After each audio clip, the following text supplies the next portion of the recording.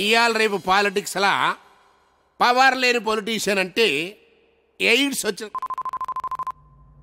ఎవడు ఇజ్జత్ ఇయ్యాడు. మరి మనమైతే అసమ్మతి గ్రూప్ అయితేని వచ్చే ఎలక్షన్లా మనకు సీట్ ఇస్తారనే నమ్మకం నాకైతే బిల్కుల్ లేదు. పోయినసారి మనం పవర్లో లేం, ఇప్పుడు మన పార్టీ అధికారంలో ఉంది, అయినా మనకు మొండి చేసి చూపించారు. ఇప్పుడు గనక మనం ఏమైనా చేయకపోతే మనం ఎదవలం అయిపోతాం. అందుకే కదా ఈ సమావేశం పెట్టినాం. ఇప్పుడు మన రాష్ట్రంలో ఇడిపోవాలి అనేటోళ్ళు, కలిసి ఉండాలి అనేటోళ్ళు ఎవ్వడి కాళ్ళు ఉద్యమాలు సిన్సియర్గా చేస్తాండ్రు. పబ్లిక్ లో లైమ్ లైట్ లో ఉన్నారు. మన గురించి యాద్ చేసేటోళ్ళు లేరు. మరి మనం కూడా బతకాలి కదా. అందుకే ఇప్పుడు మనం ఏం చేయాలి? అందరినీ సపోర్టింగ్ చేస్తున్నట్టు యాక్టింగ్ చేయాలి. ఆనికి ఈయనకి మధ్యన మనం బత్తి పెట్టాలి. అప్పుడు రాజకీయ సంక్షోభం వస్తుంది. గాగొడ వల్ల సర్కార్ బదనం అవుతుంది, ఫిర్ ఎలక్షన్లు వస్తాయి. గా ఎలక్షన్లా ఎవ్వని తాన సత్తా ఉంటే ఆడు సీఎం అవుతాడు. ఏమంటారు? మరి ఇంకేంది పోరి, ఎవరి నియోజకవర్గం కాలు పోయి ఆడ బత్తి పెట్టుడు సురువు చేయండి.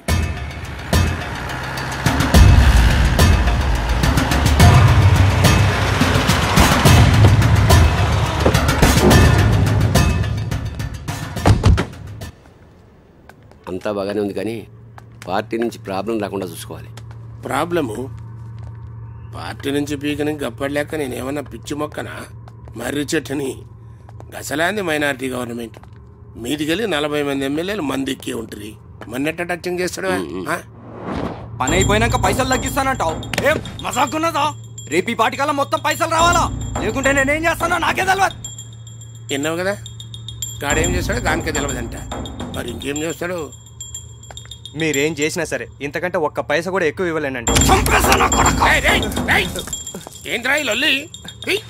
అయ్యా అయ్యా, నేను Kukatpally central mall బిల్డర్నయ్యా.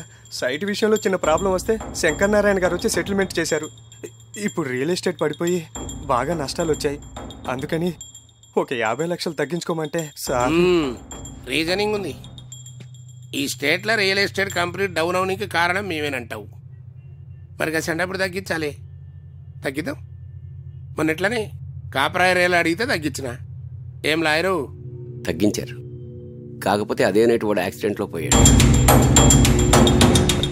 Sir sorry sir, 1 గంటలో పైసలు మీ కాళ్ళ ముందు ఉంటాయి సార్.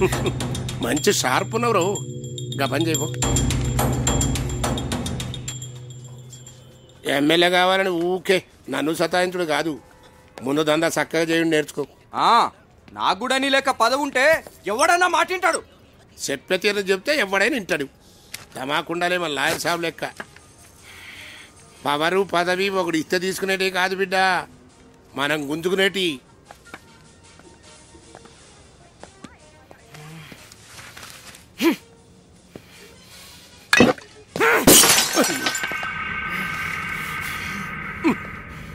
బిడ్డ పూనకం వస్తే మందు గొంతులో పోసుకోవాలి కానీ గోడ మీద కాదురా. Thank you very much. నేను ఇప్పుడే దూరం చూసాను టీవీలో.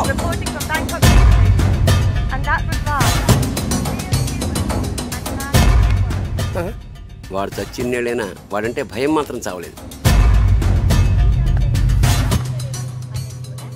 నువ్వేంద్రా సీరియల్ మధ్యలో కరెంటు పైన ఆడదాని లెక్క పేసి పెడితివి. రివైండ్ చేయి అన్నా. ఇది టీవీ అన్నా. అబ్బా మాకు తెలియదు. ఏ ఛానల్ చూసినా అదే కహాని వస్తుంది.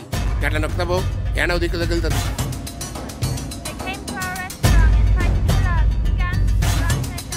తన రెస్టారెంట్ లో పనిచేసే యువతిని కాపాడేందుకు రామ్ అనే తెలుగువాడు 2 సైకో కిల్లర్స్ ని హతమార్చి బ్యాంకాక్ లో హీరో అయ్యాడు.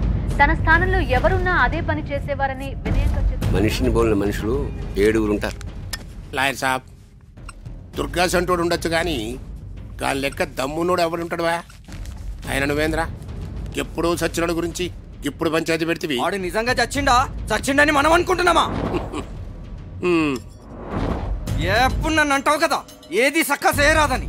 ఆ దుర్గాగాడు నిన్ను మంచిగా సంఖ నాకిచ్చి బ్యాంకాక్ లో పోయి సెటిల్ అయి ఉంటాడు. ఇంకా చాలది.